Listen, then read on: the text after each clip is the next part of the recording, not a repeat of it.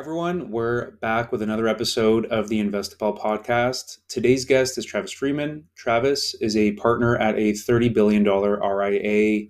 He's also out with a new book called The Fortune of Youth, uh, meant to help individuals build wealth, simplify their finances, and avoiding some costly mistakes along the way. Travis, welcome on. Thanks, Cameron. Uh, you know, I you've had a very successful career. You're out with a book now. I'm curious, maybe to help frame it for our audience on, how did you get started in the financial advisor space, and what do you think? Well, I'll get to the second point. So I guess maybe to kick things off, talk a little bit about your journey as an RAA. Sure. So journey as an RA, or kind of how I got into the space, or I can bring it all together if you A little want. bit of both, yeah. Yeah. Interesting story. So whenever I was 17 years old, I was in the back seat of an SUV with some friends of mine. The driver was going a little too fast. We ran into a tree. It was the middle of the afternoon. No drinking or anything. But myself and the other two guys that were in the car were in pretty bad shape. I broke my fifth and my seventh vertebrae in my neck. Okay. I don't remember the ambulance or the helicopter or the two hospitals that I was in. So when everything was said and done, there was some cash left over after paying all my medical bills. And I came from a family that didn't have much money. And my dad said, "Look, you're about to go to school. This is more money than you've ever had, or we've ever had really in our family. Let's find a professional. Let's find a financial advisor." Well, through asking around, because my folks didn't have a financial planner, we were connected with one. And I actually learned a bit about the wealth management industry when I was 18, going off to school by having my own financial advisor. And it wasn't a lot. I'm surprised the guy even took me on. But that made me infatuated with the industry. And I declared my major of finance right when I went to college. From there, I was kind of eager to get started. So I was selling door to door, Cameron, at the age of 19, Direct which sales. direct sales. It was the insurance side of the business, right? Yeah. So a lot of us that have been around a while, you get started on that side, and eventually you grow out of it. But I learned that I did not want to do door to door sales on the insurance side, and that translated into joining an independent broker dealer after college. Even worked as an employee of an online broker dealer in college, but I was with an independent broker dealer for, 12, 13 years, and then wound up at the large RIA that I'm with now. There are about 62 of us that own the firm together, and that's the short and sweet version of it. That's very fascinating. So what did that, I'm glad you're all better now, but that 18-year-old self, what did you end up learning from that financial advisor at that point in time? So he he asked me some good questions about what do I want to do, right? What kind of liquidity do I want, and what do I want to focus on long term? Which it was a little tough, right? You can imagine at 18 years old, I was just out of high school. What do I really know? But we did set some things up that were for my future, some things that were helped me make a down payment on my home when I got out, and then that's how I was able to afford living and paying for college as well through school is the money that we set aside for that. So I learned quite a bit, and again, real knocking on my wood desk here, real thankful that everything turned out. I'm healthy, I'm walking, but boy, it was an interesting life lesson. Yeah, I can imagine. I mean, I still drive that way a little bit, but never to that degree. But I can imagine I hope your friends are all okay as well. But I can imagine the trauma that you had to go with dealing with that. At least there was some monetary compensation off the back of it, but still doesn't usually do it justice. Yeah, that's all right. Now I drive the speed limit everywhere I go, and my kids see that, and I'm hoping they're going to do the same when they start driving here soon. So was this experience part of the inspiration for publishing this book? So the inspiration for the book came about because I have met so many people that get to their later years in life and they say, I regret, I regret, I regret, right? I wish I would have done this when I was younger. I wish I would have known this when I was younger. I wish I would have worked with a professional when I was younger. In fact, in the intro of the book, I'll give you a little sample of this, Cameron. I talk about a story of a dentist. And whenever I met this dentist years ago, I was probably in my late 20s. And of course, I was excited that this dentist wanted to potentially work with me. He was about 60. And after I met with him, we went through all his financial affairs. Him and his wife virtually had nothing. Even the practice, even his dental practice, if he sold it, it was dead on the practice. And the way they were living, there's no way that they could have lived more than 3 or 4 years in retirement. Oh, wow. And what he told me was, he said, Travis, I'm at this point in life where I just want to get back and step into retirement soon. I'm tired of drilling, filling, and billing. No joke. And I put that in the book. I'll never forget that phrase that he gave me. Tired of drilling, filling, and billing. So the inspiration for this book was for all the people that are in their 20s, 30s, 40s, maybe even their early 50s, on how to leverage the best asset that someone has, and that is their time. Right? Money is infinite. You can make infinite amounts of money, but time isn't. Time is finite. So what do you do with that finite amount of time to turn it into the things that you really want to have in your life? And the earlier you start, the more powerful those concepts can be. And that's the reason I wrote that book. Does it have a lot to do with the power of compounding and, like small contributions early on in life can end up paying massive dividends in the future? Yeah, absolutely. Compounding is a big part of certain aspects of the book. There's even a chapter I have in the book called the compound career path. And think of a career path like a compounding curve, right? Obviously, you know that it's exponential, and the earlier you start, the better your results will be over decades of time. Well, in my story, I just told you I started out when I was 19 in the insurance industry, right? I actually had two insurance gigs and the online broker dealer, and I was actually studying for my professional licenses my senior year of college. So my career path started much earlier than a lot of people, and I feel like that's the reason that by my late 20s, I was in a completely different path. There's a gentleman in the book I wrote about. He actually started in his field at the age of 12. And I won't bore you with the whole story. It's a really fascinating story. And this guy is now 20 years old and has significant experience as a 20-year-old, where most people his age haven't even started meaningful work yet, right? The compound career path concept allows someone to take their long-term goals, make the most of it, and then the financial fruits of that labor, they turn into the financial benefits that we know through compounding and investing and all that. Is that essentially like managing lifestyle creep? Like you go from a $50,000 paying job to 100,000, but you treat it like you're still making 50K and you bank all of that excess? There's part of that in there. You got it, right? I talk about how everyone can buy their own dream home, because a dream home isn't the white picket fence or a place on the beach. It's the home that allows you to adequately save and look to the future for your dreams that you want in life. Because I meet so many people that have two, three homes and they're just drowning in cash flow payments, right? So yeah, you got it. You're hitting the nail on some of the aspects that are in there. I think if everybody at the age of 22, right out of school or whatever age they're out of school, could read it, they'd be on better financial footing.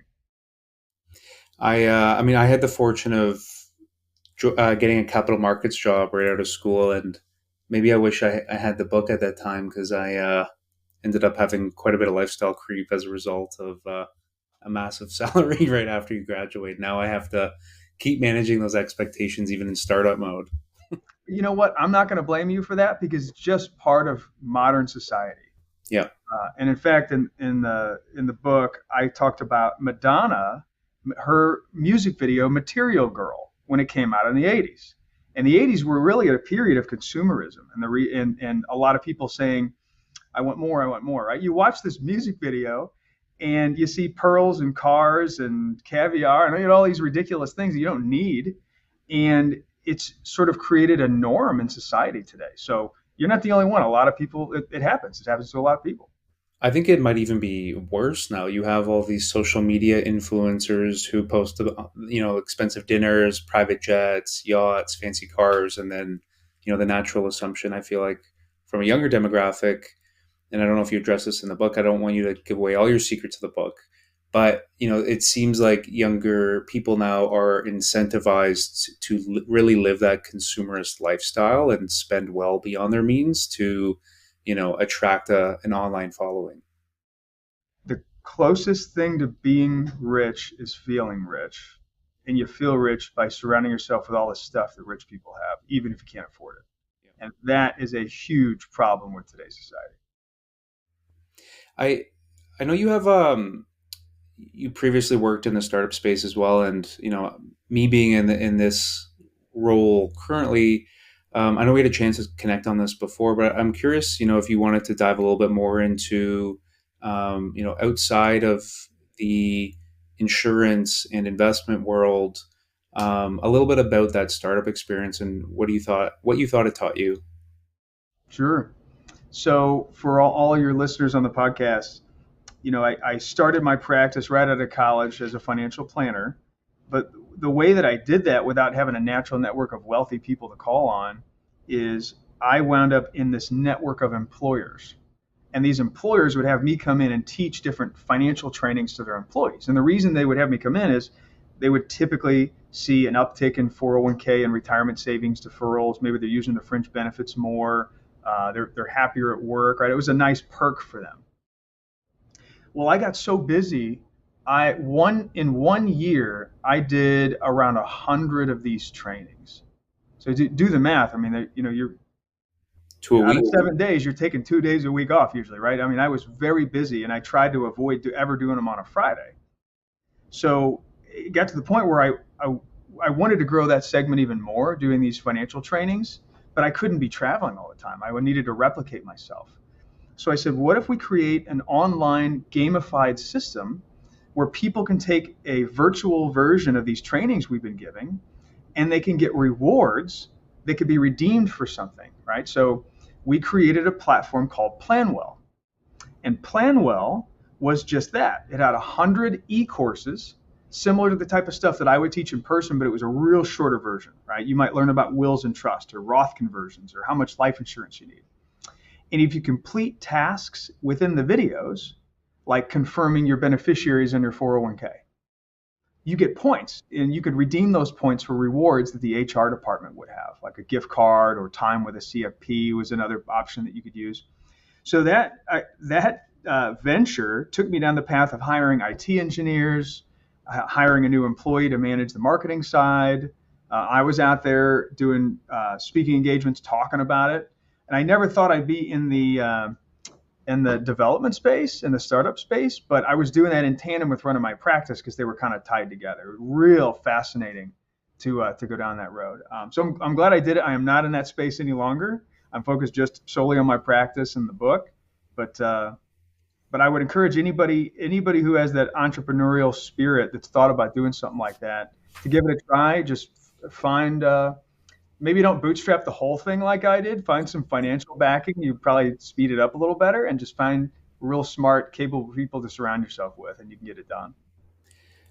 I love that idea, and I mean, we've launched a Investpal University to help equip individual investors with that knowledge, and we actually have had quite a few guests on our platform who are in the advisory space as well, and talk a lot about financial education, financial literacy. I'm curious if you ever come across with your clients the need to and the want. Like I've had the conversation actually quite a few times where the modern investor now, the modern individual is much better educated and they want to be educated by their advisor. Do you think there's a role to be had there with the financial advisor's job to help educate their clients, not only on, what is a 401k, but more of like the investment philosophy that you're deploying for their accounts? I think it depends. Some people, I just had a meeting this morning with some clients out in California. They're in their early 70s and they are so hands off, and they didn't used to be. They used to be do-it-yourselfers. And they even said to me, Travis, "Oh, again, we're just so glad we're working with you guys because we don't have to worry about these things. All we do is worry about seeing you a year from now." Now, there's a lot that we're doing behind the scenes for them, tax planning, estate planning, in the meantime. Other clients, though, they do ask what's changing in DC, or what's changing federally, I should say, with tax law, right? Is there anything on the estate planning front that we should be aware of that for our family? What's going on with the market? So some people do look to us and expect us to educate them, especially on what's new or what's changed. And others, they just say, "I'm paying you, I trust you, and I expect that you're doing those things. I just don't need to know all about it." So I guess the point of saying all that is that yes, financial professionals should be prepared and understand that there is an expectation for a part of their book of business, a part of their clientele, to be able to provide that kind of education. Because if you don't, it's going to be met elsewhere. I I was wondering if you ever noticed a shift with the age demographics, where that 70-year-old client is probably more hands off. What we have heard is the millennial individual. They'll come to the table with an advisor and say, "Here's three S&P 500 ETFs I want you to purchase for me," and these three ETFs are like the lowest MER. So they've already done their research on like costing, what they view as the best fit for them, and they're coming to their advisor with ideas. Have you noticed that sort of shift with like the younger clients you might service?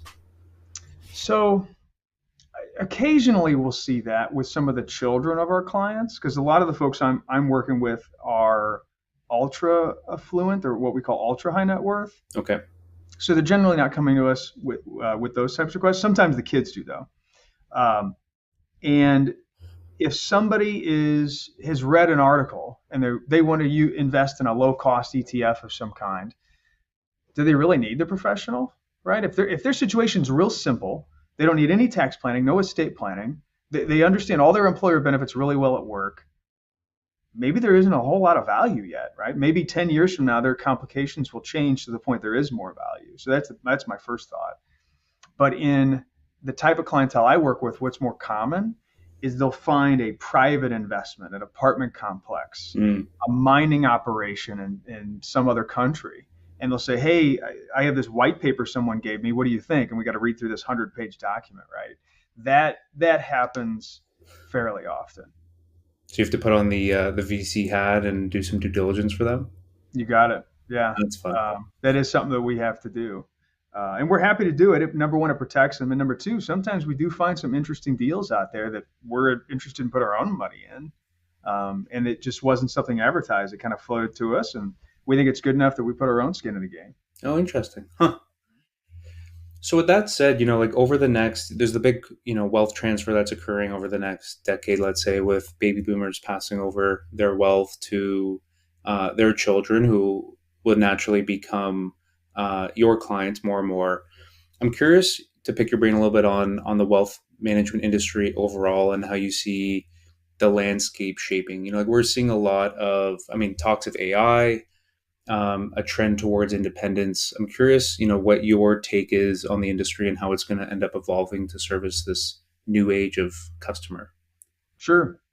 I think I first think backwards a little bit to the time of when robo advisors were first coming out. And I remember being at a conference and the speaker came out, and there were thousands of financial professionals at this conference. And the speaker said, "Look, I realize everyone's a little anxious about these things called the robo advisors and what they're going to do.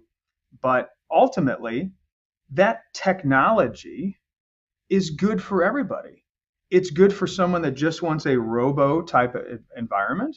If somebody still wants a professional to work with, that type of technology allowed them to augment some of their services and magnify the value that a person can provide. So ultimately, what do I think is going to happen in the future?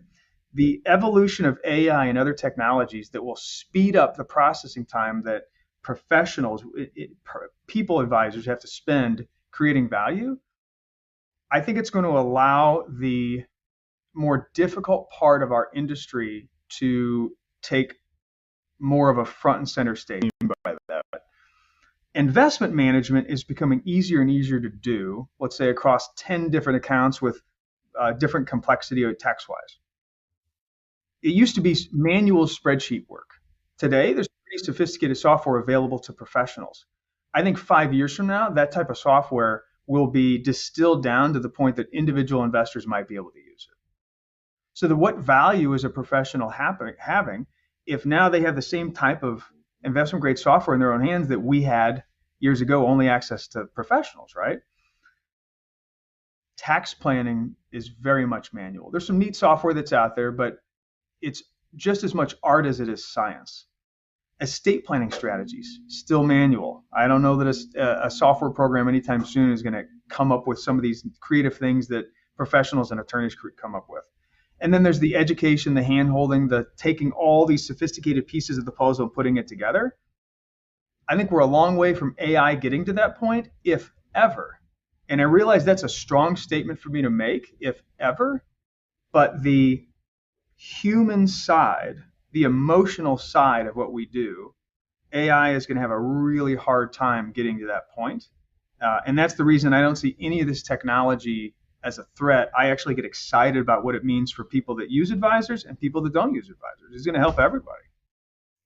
Yeah, I view, to your point, the relationship aspect becoming more and more evident, where your back office tasks can end up getting automated, which means the value add you're providing is really that comfort factor for your clients, and being able to understand the extra context that a robot or like an AI would never be able to really get any granular or subjective insights into. But to your point, it's probably several years away until that really takes hold. But I do feel like, yeah, that the education piece, the really that client centered approach is, in my mind, going to be the big selling factor for why people will end up going with a financial advisor in the future, one who can help arm them with the knowledge, with that peace of mind, which I don't think a chat GPT will be able to provide. Yeah, hard to have that human to human connection with that, you Yeah. know. So with the book, is there any sort of highlights or main takeaways without kind of really diving or giving away too many secrets of it, that any of our retail investor audience listening to, maybe someone who's on the younger side, could end up taking away from beyond the getting started early on in life? Is there other sorts of little tidbits of information that you think would be beneficial for them to purchase the book and dive in deeper on? Yeah. So the fortune of youth obviously has a bend towards time and how you spend that precious commodity of time, because again, it's finite, whereas wealth is infinite. I would say that if somebody has never gone through and created a financial plan before, there's an entire chapter on creating a plan, either with a professional or doing it on your own. Now, why is that so important? I think it was Yogi Berra that said, if you don't know where you're heading, you might not get there. And if picture this. So, Cameron, picture that you're on a boat headed from, let's say, New York, and you want to go to London. And you point the boat exactly towards London when you leave harbor. Well, if you do that, and then you're busy keeping the boat maintained and clean the entire time, by the time you actually get toward the end of your journey, you might actually be in North Africa. Why is that? The tides are going to change. You're not always paying attention, right? And that's how many people go through life. It's not intentional planning. It's just sort of, I think I'll do this and I think I'll do this, and they're pointed in a general correct direction. But when you actually see the tactics that are being used to get there, they're not headed where they think they are. So I would encourage everybody to create some type of financial plan and project exactly where they're headed with the things you're doing today.